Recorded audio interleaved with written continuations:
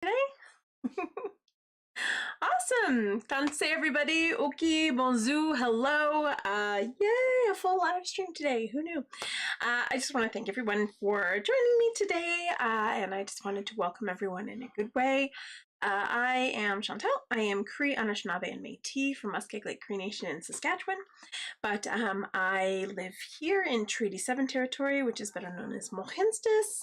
And I'm just really thankful and humbled to be living here. I'm really thankful and humbled to, be doing the community work that I'm doing, and just to be able to share in a good way. And so I just acknowledge the Blackfoot of Siksika, Kainai, and Pagani. I feel very, very blessed to have so many incredible elders from those nations. I also want to thank Tsutsuna, the Worsositane, the Beaver people, and the Stoney Nakoda from Morley, which includes Chickadee, Bearspaw, Wesley First Nations. Also, we're walking in the footsteps of Métis Region 3, which is why I proudly wear my Métis sash to act as that bridge between Indigenous and non-Indigenous culture. I think it's really important just to establish a sense of place before we continue, and just make sure that everything is up and running. Speaking of sense of place, I'm just going to check. So I've been having all sorts of issues with with live streaming lately. So I just want to make sure that everything is working and that we're all good. So I'm just going to go to me. Here we go. Am I? I am working. It's so exciting. Okay. So welcome everyone. And so I just wanted to welcome everyone by starting with the Cree welcome song. Now, traditionally when we sing songs, we sing in rounds of 4 to honor the 4 directions of the medicine wheel, but this song is a little bit different. We sing it in rounds of 3 to keep the circle open and welcoming, and so everyone completes the circle today. Because in a circle, we're all connected. There's no beginning, there's no end. No one is greater or less than anyone else in the circle, just like in the hoop of life. So it teaches us to honor each other for those differences. Because if everybody was exactly the same, the world would be incredibly boring and nothing would ever get done. And so, yeah, welcome to the circle, everyone. This song is the Cree welcome song from the Natahau family from Sturgeon Lake Cree Nation, and I honor that family for keeping the song and for keeping the story of this song alive. And really all of our families that have worked really, really hard to just maintain our language, to maintain our songs and our stories and our traditions and our ceremonies, and just those connections that we have to the earth and to community.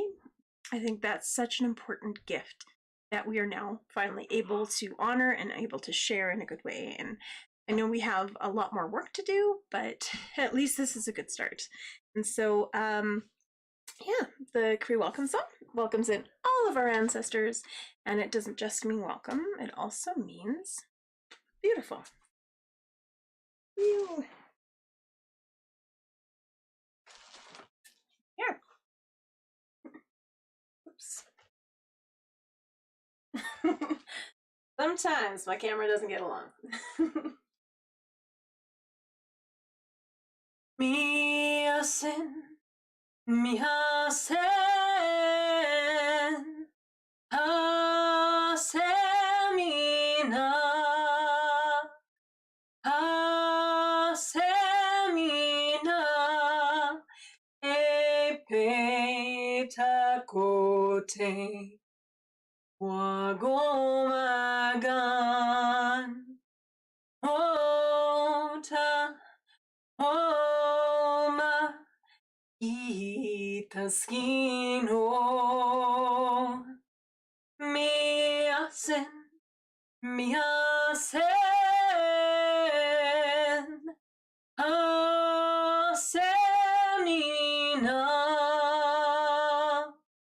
asemina, epetakote, wagomagan, ota, oma, kitaskino, miasen, miasen,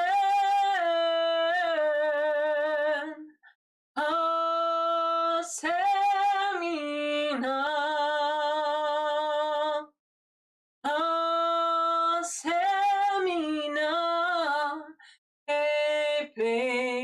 takote wagomagan hota homa kitaskino.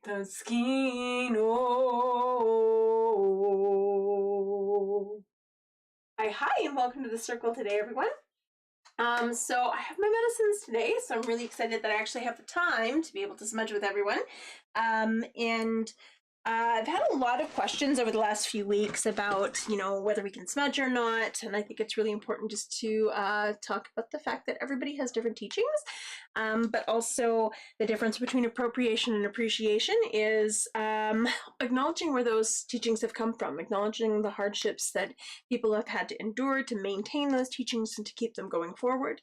But also to be able to learn from many, many different people, never taking those teachings as your own and then sharing them if you don't know the teachings behind them or the significance, or you haven't lived through those things, or it's not your culture. If it's not your culture, don't pull yourself off as like a teacher because it's not your culture. So no, you're not. You don't have that firsthand lived and blood experience. So it's really important just to acknowledge that. So that being said, I'm gonna just talk about my medicines really quickly. And these medicines are accessible to everyone, but not sellable. These aren't like something that you could buy and sell. These teachings are something about that you buy and sell. They're something that you live with and you use as you need them. Yeah, that being said, I'm Cree, so I'm going to share a quick Cree way of looking at the world. And so the first we have in the east is sweetgrass, and sweetgrass is the men's medicine. It's the mind medicine. It's for that mental clarity, that mental strength. It's really great for anxiety. I know I ended up having to do like way too much emailing on the weekend, so I'm like, sweetgrass. It was just awesome. Also, I have really bad insomnia, and I put it in my tea, which is really awesome. And so that's sweetgrass in the east for our mind, for good decision making. Why it's woven together. Then we're going to go to the south, and in the south we have cedar. Cedar being the body medicine, really great for aches and pains and your bath, really good for tea if you have like a cough or a cold or a sore throat or you're congested or allergies, really good for allergies. Sometimes if I've been carrying my cat around and I'm starting to kind of like get a little bit of a reaction, I'll just chew on it and spit it out afterwards. Don't swallow it or else it's not good for your tummy. But yeah, it's really good. In tea, doesn't taste very good, but it's good in tea. And next, I have sage here. This is what I'll be smudging with today. This is the women's medicine, and sage is really about asking for those things in life. It's universal, so anybody can smudge with it at any time. When smudge with it, it's about connection. It's about connection to community. It's considered the women's medicine. This is why anybody can smudge with it at any time. And that's just a Cree teaching. So everybody's teachings are going to be a little different. This is why I say learn from so many different people. Learn from every person that crosses your path, because it's a gift. Like, we have so much knowledge in the world and we never know what's going to resonate with us. I want to share what I know.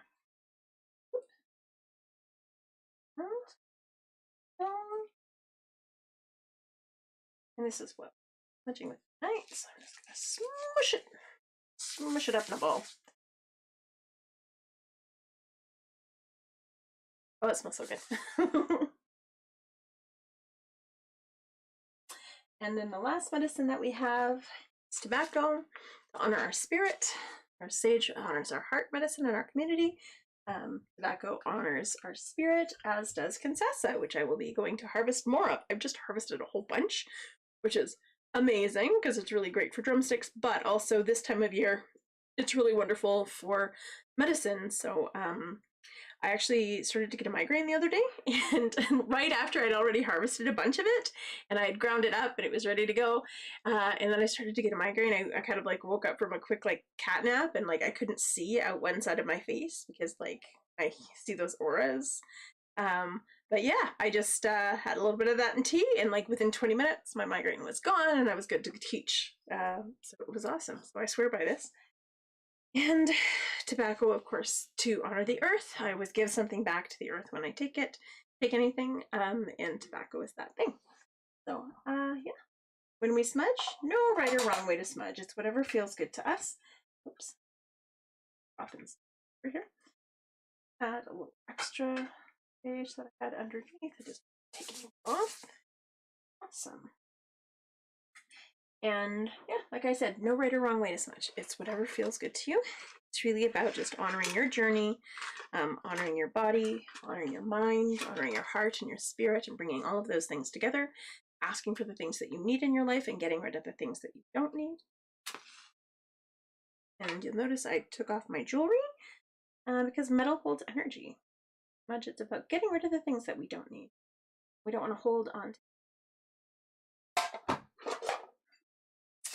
So the first thing I like to do is just rub my hands in it. Oh, somebody asked, is it okay to smudge in public or online? So I have different smudge bowls depending. So this is, and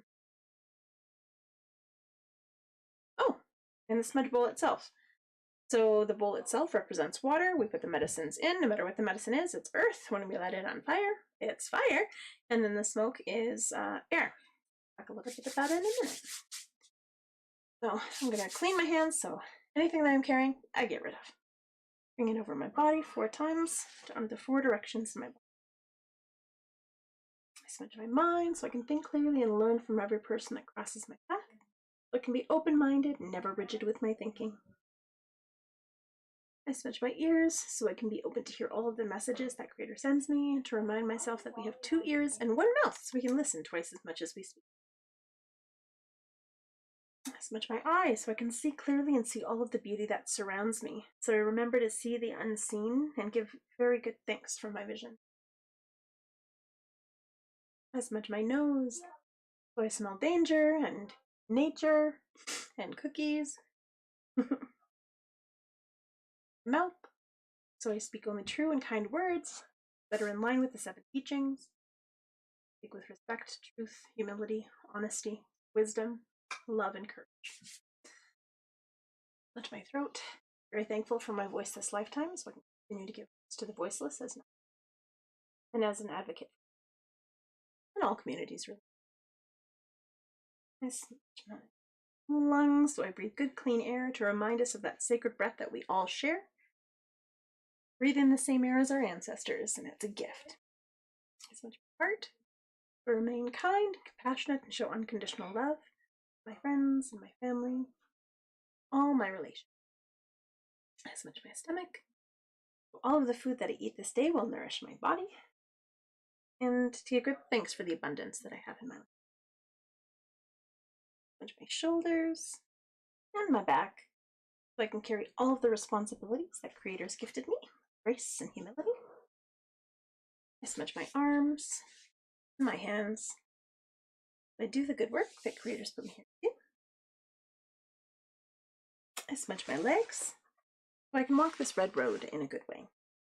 The red road is the path of Aboriginal spirituality. And, oh, 1 second. Didn't work. Okay. I think I'm going to smudge my camera so it actually starts to behave. Maybe? No, probably not. I'm going to smudge my feet so I stay grounded and connected to Mother Earth, treading lightly upon her, honoring her with every step.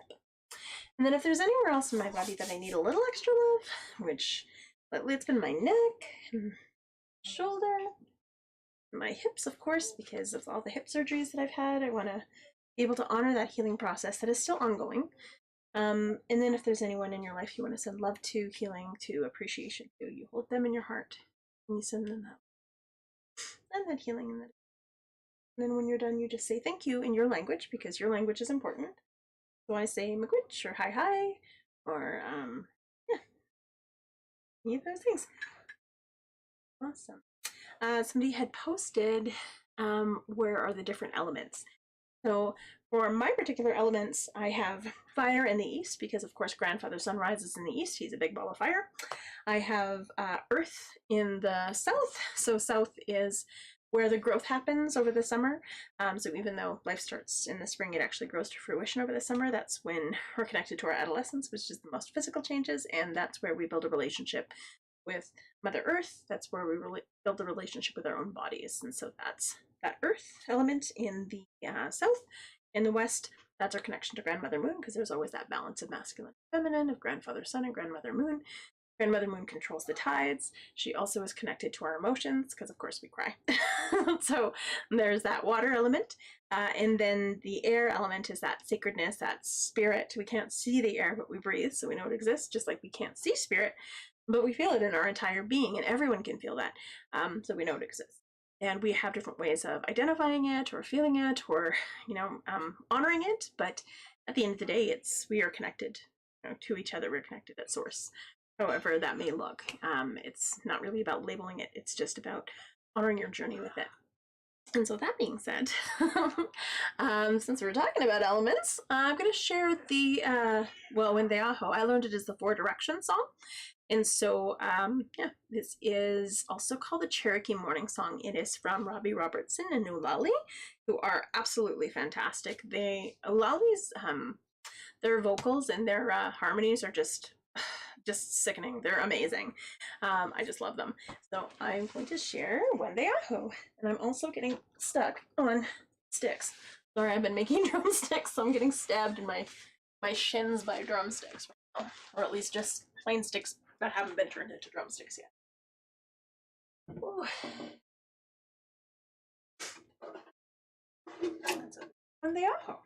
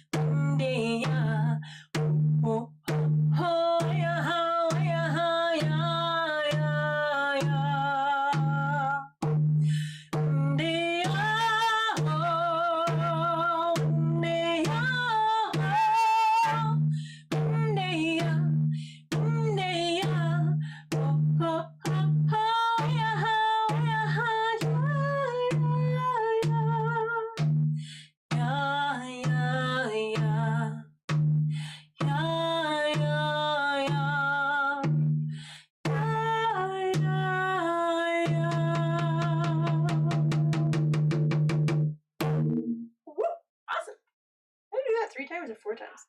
It's been a really long day. So, yeah.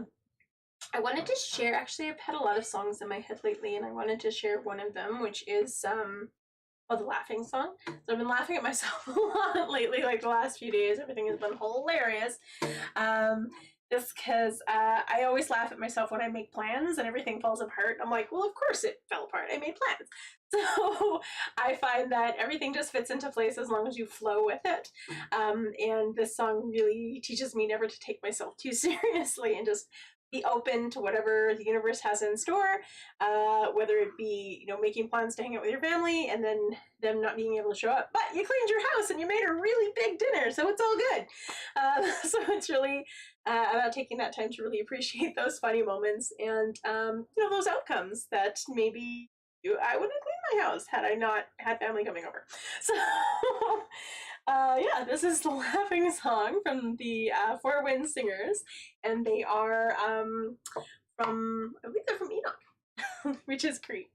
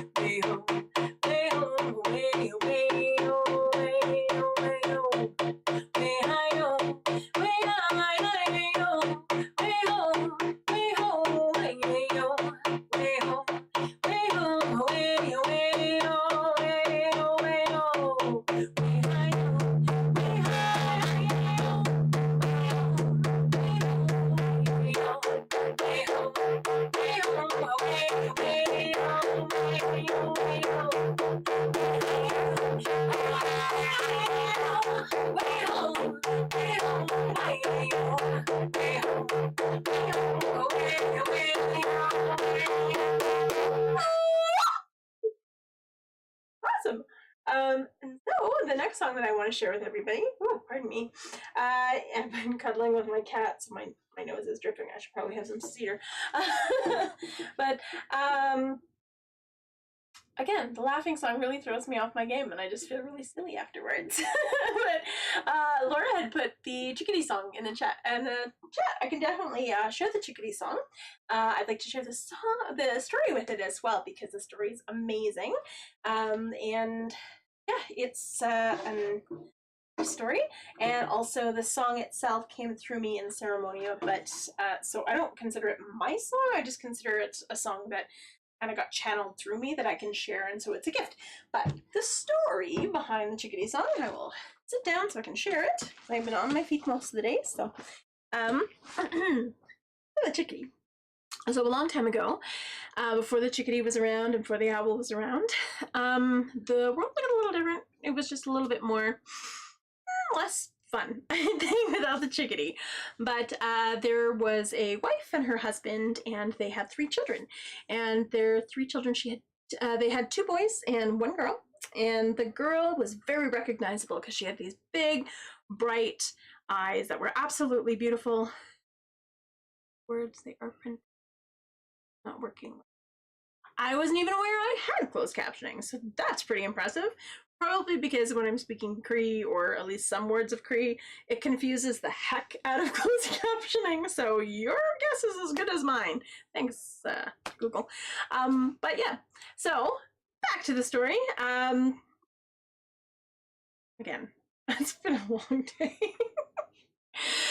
But the little girl had these big, big, bright eyes, and they were golden. She had golden eyes, absolutely beautiful, and fantastic freckles. And she just was so recognizable from those big golden eyes that were always looking to everything. She was always so curious, and she always wanted to explore, and she would go further and further and further. And her brothers, who were 2 boys, who would always just joke around back and forth to each other. They would finish each other's sentences, and they would always leave space for them to talk to each other. And they were always really protective of their sisters, so they would always, follow her or find her or chase her around. They would always call back and forth to her, just making sure that they were hearing, when she called back. And so that's just how they were. They were always really cheerful and exploring things, and always getting further and further and further away from the camp. But their mother always had to reel them in, saying, you have to always be back before the sun hits the highest point in the sky, because when you lose your shadow, grandfather's sun has an opportunity to take you. And they just thought that was their mother's way of getting them home for lunch on time. And then the Mother would also say to her children, at night, you never go out when the moon's at its highest, because then Grandmother Moon might take you for her own. And they just thought that was Mother's way of saying, get in bed on time. And so they didn't really think much of it. They were like, oh yeah, sure, whatever. And then as the mother and father set up camp and they went hunting, the mother and father ended up running into a bear. At the time, bears and us were like totally, yeah, we were kosher. We would talk to each other, and the bear warned us there were incredible amounts of game this particular year. So he told the mother and father, like, don't split up. Only take what you need, because if you take more than what you need, if you take more than your share, well, then the earth is going to have to take something from you. And so they were like, oh yeah, sure, not a problem, because they knew how to harvest sustainably. They knew how to protect and honor those animals. But there was such an abundance of game, and they lost sight of each other. And so the mother was in a valley and she saw this incredible amount of game, and she's like, there's no way that, my husband is going to see all of this game. Like, he must be in an area that there's like nothing. And so she took what she needed for the family for the year. So she took everything that her family needed for the year. But the father, who was on the other side, kind of up the hill, couldn't see where his wife was, couldn't see that she was doing all the hunting for the entire family. And there was such an abundance of game, and he thought, there's no way that there's this much game where my wife is, because I can't see her anywhere. So I'll just take what we need for the family for the year. And so he hunted all that they needed for the family for the year. And then together, they ended up coming back to camp with twice as much meat as they actually needed. And they were stunned at their mistake, and they knew that they had to be really, really careful, because of course Mother Earth might take something from them. But they knew that they had to make a plan. They had to, go back with one load and drop it off at the village, so at least they could give it to the village, and then they have to come back to be able to pick up the last load of meat and also their children, because there wouldn't be enough room for both. And so they decided, okay, well, we'll leave the kids behind. We'll give them some pemmican. So the mother made awesome pemmican, which is smushing berries together with some of the deer meat that she had, and, leaving some meat for them. So they'll be fine. They'll be fed. They'll be happy. And they know better than to wander too far. And the mother again warned her children when they were gone. She said, of course, always make it back to the teepee before the sun takes your shadow, or else grandfather's son might take you for his own, because he's quite lonely. And make sure that at night you're always back in the teepee before the moon is at its highest, because Grandmother Moon might take you for her own because she's lonely. And they're like, yeah, for sure.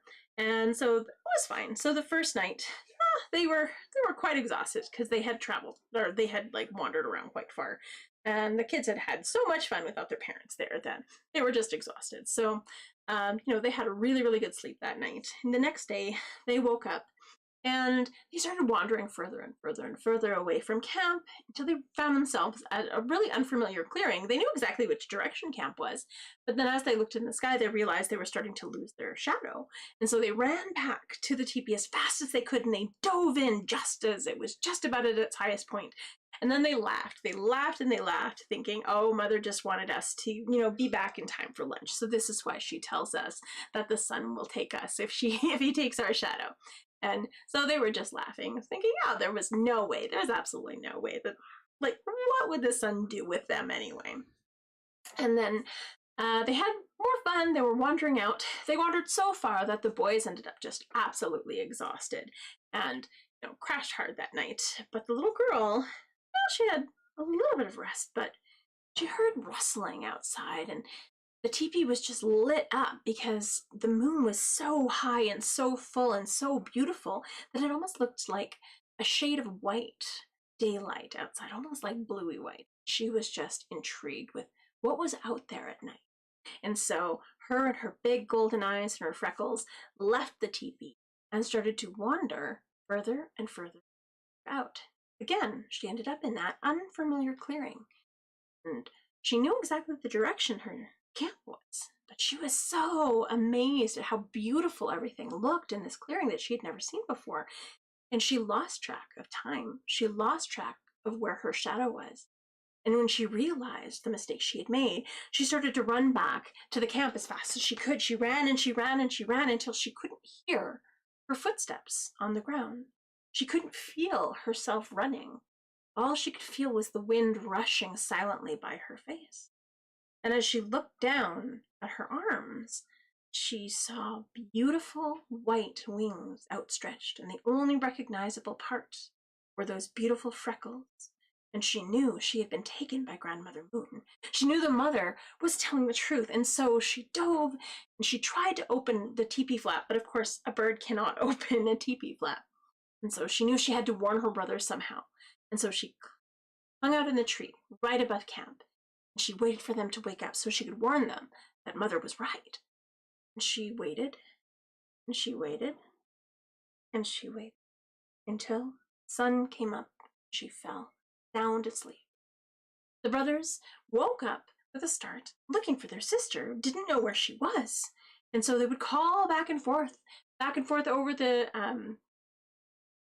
the whole forest, and then they just wandered further and further and further and further out, trying to find their sister. But no matter where they looked or how far they looked, they couldn't find her. They ended up again in that unfamiliar clearing, knowing exactly which direction camp was, but they'd never been in this clearing before. They were amazed at how incredible it was, how there was glistening of a spider's web in a corner, how there were unfamiliar smells and sights and sounds and animals that they had never seen before that seemed to be warning them of something. And as they lost track of time, they looked down and they realized their shadows were almost gone. Their shadows were disappearing. And so they began running. They ran back faster and faster and faster and faster until they couldn't feel their feet on the ground. But it did sound like the pitter-patter of their feet together. And then they realized it was actually the pitter-patter of wings. And they looked down to realize that they had turned into funny little birds. They looked at each other and they were shocked at how they looked. The only thing that they could recognize about them each other were their voices as they spoke back and forth, but also funny black caps, which looked exactly like their hair. And by the time they got back to camp, they wanted to warn their sister, hoping that their sister had come home, but of course the sister hadn't come home, and they tried to open the teepee flap to get in, but unfortunately, little birds can't open teepee flaps. And so they wondered what they could do. But they waited, and they pecked a little bit at some of the meat and some of the pemmican to at least stay fed. And then they waited, and as the sun went down, they began to fall asleep beside this funny bird, lots of freckles. They fell asleep. And the next day, of course, the girl, the owl, had been soaring around, not being able to find her brother. And those funny little birds woke up during the day, soaring around, not being able to find their sister, until they heard a clatter of a wagon that woke all of them up, right at dusk. And as they did, the owl called to her mother, "Woo-hoo, woo-hoo." And the mother wasn't quite sure what that sound was. She could see a funny bird that she had never seen before in a tree, and wondered what it was. And then she heard funny little birds speaking back and forth to each other very, very quickly, very, very panicked. And she looked at those birds. They looked vaguely familiar, but still, she had never seen those before. And so she called for her children, and she wandered looking for her children all evening, but she couldn't find them anywhere. It was those funny little birds. And as that big bird soared down silently beside the mother, looking deep into her eyes and pleading, "Woo-woo, woo-woo," the mother looked closer and realized those big golden eyes were that. Those beautiful freckles that were all over beautiful white owl. Those were her daughter's freckles. And she knew Grandmother Moon had taken her daughter for her very own. She wondered where her boys were. But the next morning, that question was answered. Those two funny little birds hopped down. They were hopping all over the table back and forth, talking to each other with curiosity and playfulness, but still concern, and they were trying to speak to the mother. And as the mother looked a little closer, she saw that those black caps indeed, just like her boy. And the way that the boys would speak back and forth to each other, the way that those little birds would speak back and forth to each other, she recognized the voices as those of her children. And so she shook her head, and with great sadness, she said, "I'm sorry, my children, that Grandfather Sun and Grandmother Moon have taken you. But now you can share your story with all children from now on and protect them from Grandmother Moon and Grandfather Sun, so that no mother, father, or child will ever be left alone." That is the Chickadee and the Owl story. And now I'm going to share the Chickadee Song. And so the Chickadee Song usually is done as a call and response. I might be a little out of breath, but I'm going to attempt to do it as a call and response. And so, yeah, it's just really about honoring each other's voices, talking back and forth to each other. This is why we have 2 ears and 1 mouth, so we can listen twice as much as we speak. And so this is the Chickadee Song.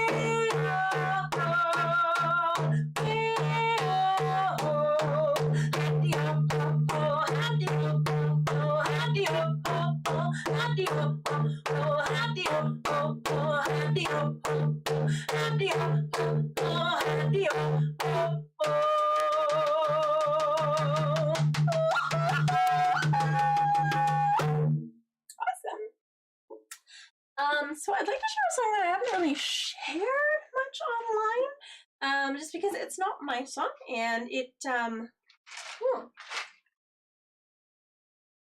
belongs to one of my elders, Carrie Moore.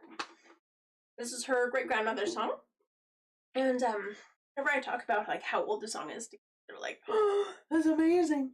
But it's really a song about finding your voice. It's a song about really recognizing each other's voices and honoring each other's voices within that circle.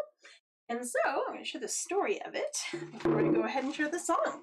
And so a long time ago, in our tribal days, women would traditionally go berry picking. And so all of the kids would go, and all of the women would go, and everybody would go berry picking except for the men who would go hunting. And two-spirit people, they had the responsibility, they got to learn everything. So they would go berry picking with the women, they would go hunting with the men, they would do everything in between, because to have a two-spirit person in your nation was a huge gift, because that means that every position was always filled, that if you were missing someone, somebody could step into that role. And so this is why they had, they led both that masculine and feminine ceremony. They filled in all of those masculine and feminine roles, and it really wasn't about the role specifically, but it was about helping the community and getting it done. So when all of our communities would be taken care of, they were run, we had matriarchal societies, so the women were in charge, specifically grandmothers. And I don't know about you, but my cookum, a little terrifying. Nobody argues with that woman. And so the women not only were in charge, but it was more than that top-down structure. It was actually the women would make sure that nobody else got left behind, that everybody was taken care of, that everybody was honored and respected and loved, and you always felt included, and you always felt like your voice was heard within the circle. And so as everybody would go berry picking, the grandmothers would sit at the biggest bush, and they would be, for the most part, picking as many berries as they could be, but watching the babies. And if anybody knows how babies explore the world, they put everything in their mouth, because babies are adorable and disgusting. So the grandmothers would basically be doing damage control, like, oh, don't eat that rock, or spit out that pine cone, or, oh, are you cheating? Are you chewing on dirt? Get that out of your mouth. Or don't eat a bug. Or, oh, don't eat that leaf. Or don't eat flowers. Or spit that spider out. Don't eat that spider. Or put the squirrel down. Squirrels don't belong in your mouth. Because babies will eat anything. And then the littler kids would be listening to wonderful stories of their elders. Any of the older gentlemen or two-spirit people who were too old to go hunting, with the men, they would stay back and they would share these incredible stories of all of their experiences, all of their life lessons, and teach so much. And so the littler kids would be listening to these wonderful stories. They would be eating so many berries, and they would generally be sticky. And that hasn't changed in thousands of generations. Kids under the age of 5, generally sticky. And then the older kids would be running around. They would be, hitting each other with sticks, because that hasn't changed in thousands of generations. They would be climbing trees and skipping stones and practicing shooting bow and arrows, hopefully not at each other because it's super unsafe, playing games, and just exploring the world around them, because that's the best way to learn, just by being in there and really honoring and respecting everything that nature has for us. So they would be able to learn those things as they were out on the land. The boys, once you turn 12, you're considered on your path to becoming a man, so you would go hunting with the men up until that point. And again, the two-spirit people, they would have to learn everything. So I would have to learn everything, which is awesome. And then, of course, the teenage girls would be off, not really picking as many berries as they should be, because they would be too busy talking about their crushes. Like, oh my gosh, do you see that guy's moccasins? He's like so cute. Yeah, that hasn't changed in thousands of generations, trust me. And then, of course, the mums and the aunties would be the ones picking all of the berries for the tribe for the year. Like I said, in thousands of years, not a lot has changed. And so as everybody would get scattered to the 4 directions, and it was time to go, the grandmothers would call out. But they wouldn't say, yo, where you at? Because that would be silly and totally not relevant to the era. But they would call out using this voice. And as soon as you heard that voice, you knew exactly who was calling you. So I would hear, we're like, oh, well, that's my cookum. I should probably call back. So I'd call back. And she'd be like, oh, well, there's Chantal. And then I would hear other voices. Hi, hi, hi. Sorry, it's my mom's voice. I can't do it with a straight face, but there's my mom. And then I would hear, there's my son Lyndon. I know he's over there. And then I would hear cousin Megan's over there. Let's see, fun over there. Awesome. So you would hear all these voices and you would know that it was time to come home. Now this was really important because in times of war or in times of danger, you would have a safe camp. But you wouldn't just walk in and be like, hey, is everybody okay?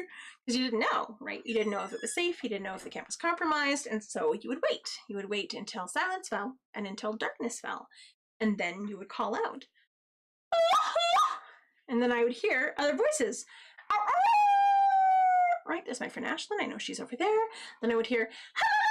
Right, there's my cousin Stephanie, I know she's over there, and I really miss her. And then I would hear, ha! There's my friend Darcy, I know he's over there. Then I would hear, hoo, hoo, hoo. There's my Auntie Georgie, I know she's over there. Then I'd hear, whoop, whoop, whoop, whoop. There's my cousin Michelle, she's a little weird, but she's over there. And so everybody was there. So you would know that it was safe to come home, you would rebuild your camp, and you'd celebrate the fact that you'd found each other again.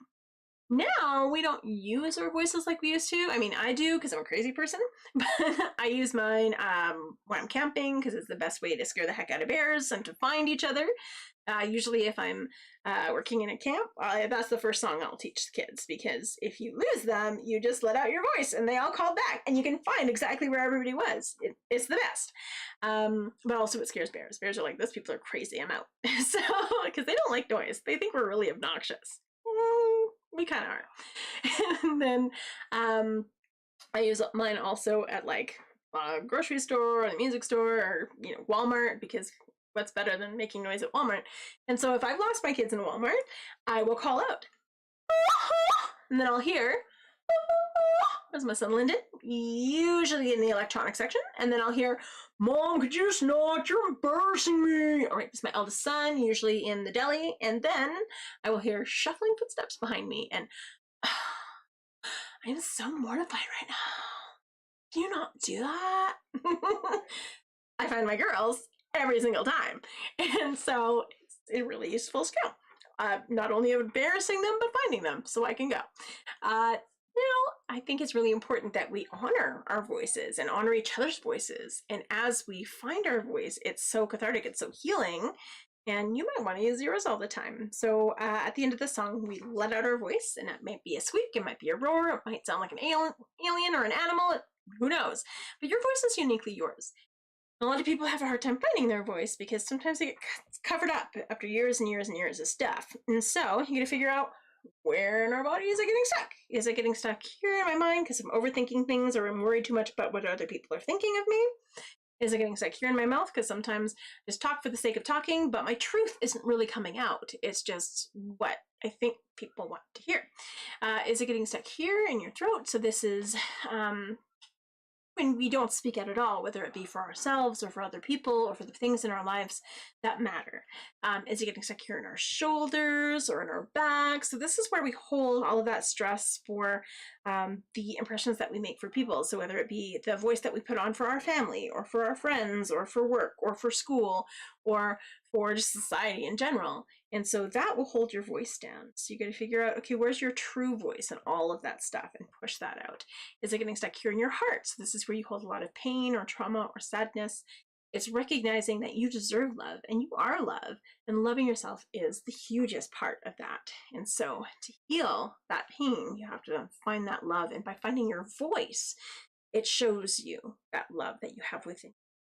Is it getting stuck in your tummy? So this is like your self-esteem, your self-worth. So anytime you talk badly to yourself, like, ooh, I suck, or I can't do it, or you compare yourself to somebody else, it holds your voice down.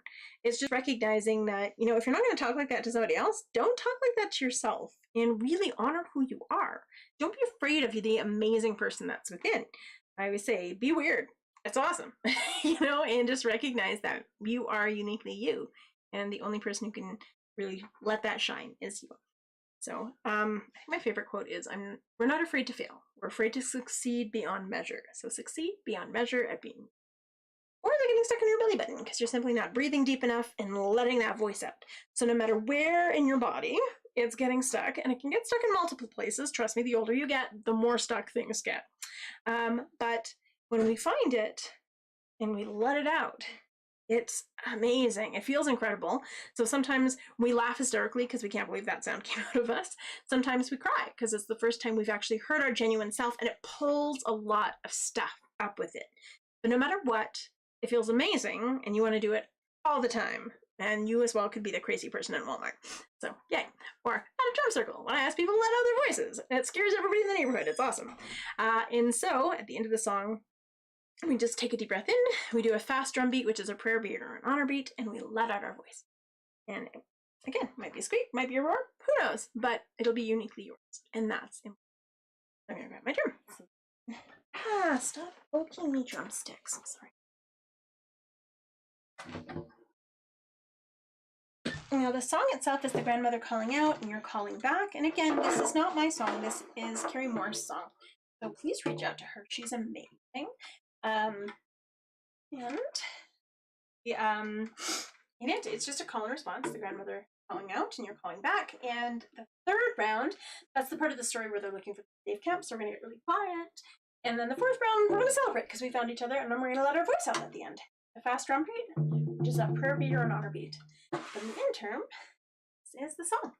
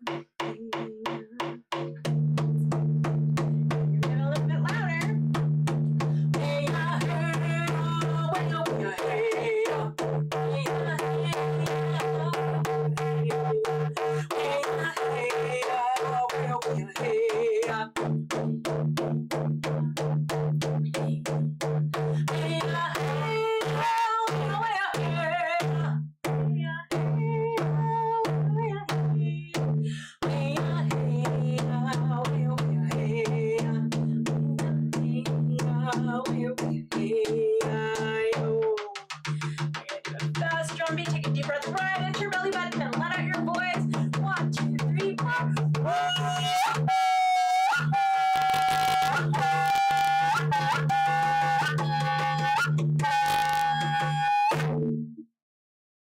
I really love that song. Awesome. So, which everyone for joining me tonight. I really appreciate it. And singing with me, for drumming with me, if you're drumming from where you're at. I really, really appreciate that. So I'm going to share a closing song before I grab a glass of water first, or a sip anyway. And so this song is the traveling song, so that we can wish everybody a good week ahead, so that you can find your journey, you can find your path, you can find yourself along your journey. This song is from my friend, my elder, Sharon Prue Turner, and when we lost her, I thought I had lost the song, but she always used to tell me, everything happens for a reason. Meant for you, it'll find its way back to you, and you'll remember it. And sure enough, a few years later, the song ended up coming back to me through my Yolanda, and so I'm really thankful and humbled to share this song still, and wish everybody a good week ahead. wish everybody good traveling, and you know, knowing that all roads lead to home, because home is where we make it. Home is here in our heart, and home is our friends, our family. It's our true path. We are courageous enough to find it. Face the truth of who we are, as long as we're honest with ourselves and the world around us, as long as we show respect for the path that we need on and our ancestors, as long as we have that love within us and around us, and as long as we have the wisdom to have all of those 7 teachings guide us in a good way. And so, oh, and the humility to know when it's ego or if it's actually kind of spirit. So that those are the 7 teachings. I'm practicing those. I'm trying to remember all of them. I know them. I act in them, you know, with them in mind with everything I do. But I think it's more about being present and acknowledging them every single day. And so this song, traveling song. May I wish you well on your journey.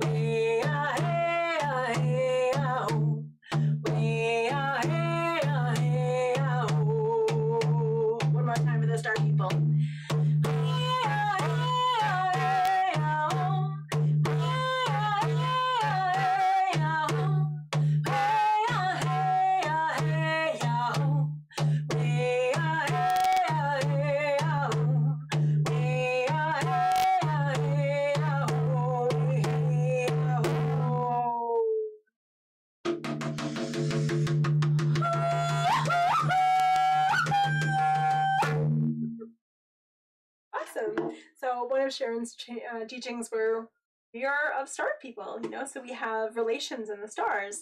And sometimes when we would do sweats and sometimes when we would do songs, we would add that 5th round just to honor that connection that we have to the star people. More than ever, we have to remember that we are all related. Earth, the sky, the stars, the fire, everything connects us. Air connects us. And this is something that we really need to keep in mind so that we are kinder to each other. But we're all here for the same purpose, to learn and to be loved. Good everyone. Hi. Thank you so much for joining me, and I will see you next week. Bye.